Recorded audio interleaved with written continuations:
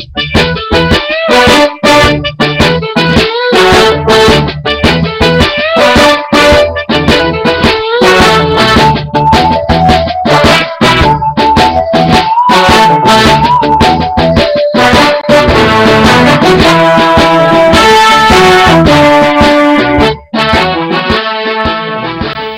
alaikum wa rahmatullahi wa barakatuh.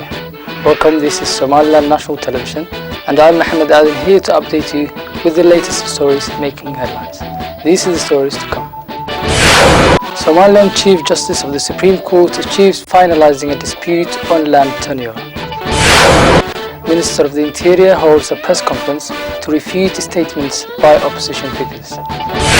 EU summit cancelled as Greece debt talks continue in the Eurozone.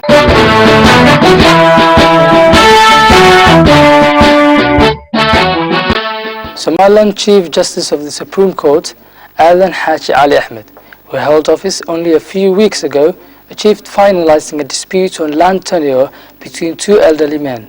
Each one of the men was claiming the rightful possession of the land located in the capital city, Hargeisa.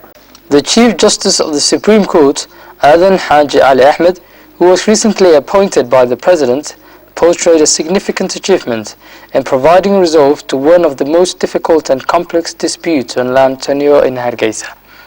The Chief Justice, speaking before members of Parliament and cultural leaders, stated that it is a necessity that all parties and individuals who are disputing for land possession should be able to end it peacefully by following the instructions of the justice institutions. Members of the House of Representatives, speaking at the event, commended the Chief Justice of the Supreme Court for his short-term achievement after assuming responsibility only a few weeks ago.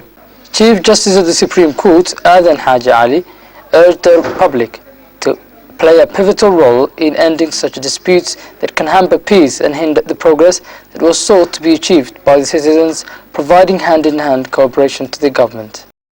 Minister of the Interior, Ali Mohammed Warnada, held a press conference at ministerial headquarters to review his claims by opposition parties and discuss the terms of a previous agreement with opposition parties which explained the date to hold elections. Ali Mohammed Warnada stated that the statements of opposition parties are irrelevant, with the only intent of creating political turmoil as opposition figures pursue personal political motives. The minister, speaking to press, stated that all parties had agreed to postpone the election date to more than 2 years. However, Ali Mohammed Warnada added that opposition parties are breaching the terms of the previous agreement and dismissed their claims as irrelevant. The Vice Minister, speaking at the event, stated that the tour was aimed at supervising the ongoing football tournaments and the state of football fields across the capital city of Somaliland, Hargeisa.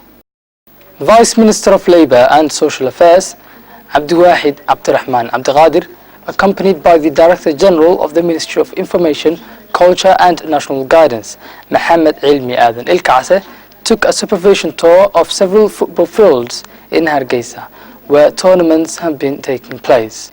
In addition to the government's efforts at encouraging the sporting competitions, the Vice Minister stated that the government is earmarking more funds to holding games between various football teams in the capital. The Director General of the Ministry of Information, Culture and National Guidance, Ilmi Ilkase, highlighted the necessity of the government's endeavours at increasing youth entertainments to ensure that they refrained from migrating to the overseas nations. The Director reiterated that government officials have recently been on a similar supervision tour of several football stadiums in Hargeisa with the intent of not only offering support for the football teams in Hargeisa but also encouraging them to pursue their sporting goals through ethical means. Eurozone finance ministers are pursuing crisis talks in Greece, but with Saturday's discussions proving difficult, the planned Sunday summit of all European Union member states has been cancelled. The move was announced by the President of the European Council, Donald Tusk. The European Commission realizes it seems there is no immediate prospect of a political green light to negotiate another bailout from the European Stability Mechanism. As you saw, discussions were quite complicated, so we hope for more progress today, European Commission Vice President Valdis Dombrovskis told reporters as he arrived for the resumed talks in Brussels. "I think it's relatively unlikely that the European Commission will get a mandate to start formal negotiations as regards a third programme or SM programme today.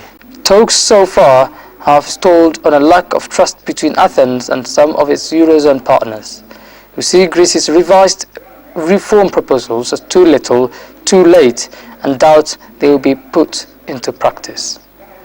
The result is that the country's fate in the Eurozone continues to hang in the balance." And that's it for this edition of the English News. Thank you for watching us. Join us at the same time tomorrow. Until then, Ramadan Kareem.